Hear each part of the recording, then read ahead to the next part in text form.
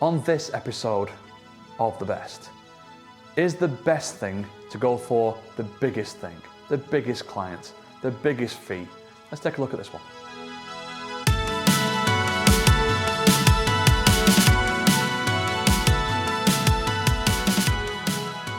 Going back now, years and years and years and years, back to the early 90s, I got a job in a CD-ROM distribution company, like a middleman, bought from the software house, sold to the retailer. We were box shifters, and this was a time when some of you watching this will go, CD what? A CD-ROM, okay, like a compact disc, was a way of storing media. We use flash drives, and depending on when you're watching this, we just put everything in the cloud these days, but it used to be a CD-ROM which replaced 3.5-inch floppy as the major mass storage device used in IT. And so there was lots of different things, lots of different programs you could buy, from clip art, to computer-aided design and all kinds of things. And I worked for a company who sold these products to retailers. And at the first, when we were working there, it was brand new, and everyone paid a premium for CD-ROMs because they were so exciting and new tech. And so margins were incredible in the business at that time.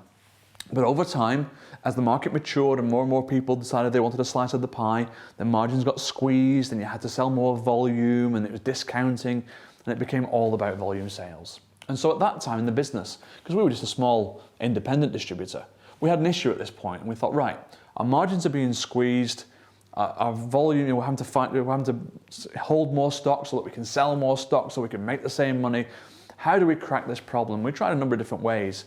And I was employee number one of this company. I had 2 bosses. But by the time this problem arrived, there was maybe 5 or 6 of us. So, feeling responsible for this, I called for a meeting with the 2 bosses, and I said, look, I've got an idea. I think I know how we beat this margin squeeze problem. And they went, great, let's have it. What have you got? I said, why don't we get an exclusive deal with one of the software houses, one of the publishing houses, so that we're the only place you can get them from, for that product from. It's an exclusive thing, okay? And maybe we don't make margin on that. Maybe it's even a loss leader, but it's in such demand that we get so many orders for that stuff that we can pack everything else on top of it and make our margin back from the higher margin stuff, because people just want to buy all this stuff from one place.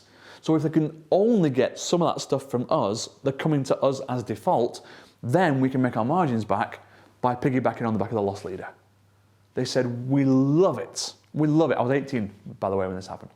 We love it. Superb idea. Incredible. Who have you got in mind? And I said, well, I thought we could go with this. They said, wait. It's Grolier, isn't it? No, it's not.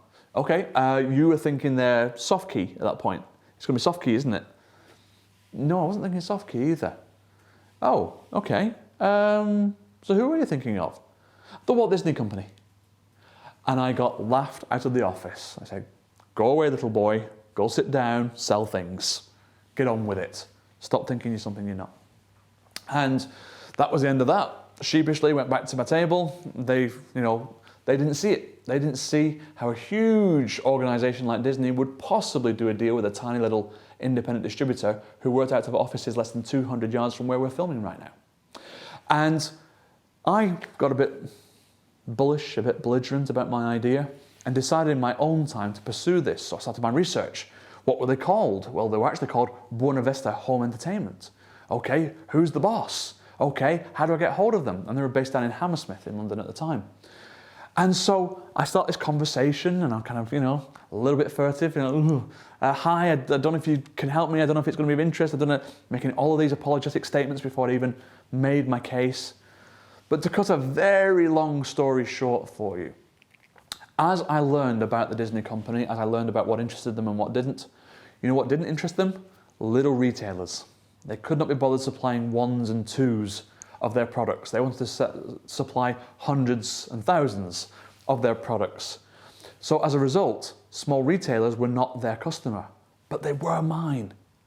And as a result of that, long story short, we were able, our little distribution company of 5 or 6 people, were able to sign an exclusive deal with Disney for small retailers. Disney kept the Morrisons and the Asdas and the PC Worlds and the Currys and the Dixons and the big box retailers of the time, and we got the small retailers. And we didn't make a lot of money on Disney product at all, but we were able to put things on the back of it as per my idea that did. And once we got in with Disney, then they treated us like family. Then we got help with marketing projects, we got help with spend, we got help with merchandising and with advertising in magazines and getting full page ads. And when we would have been told normally that there was no space. With Disney on our side, this all got done. And behind us, there is a picture of myself as a 19-year-old with the head of Buena Vista Home Entertainment at that time doing the deal to remind me of something. You know what it reminds me of? The best investment you can ever make is in yourself. I didn't think I could do it once I had given the idea to somebody else.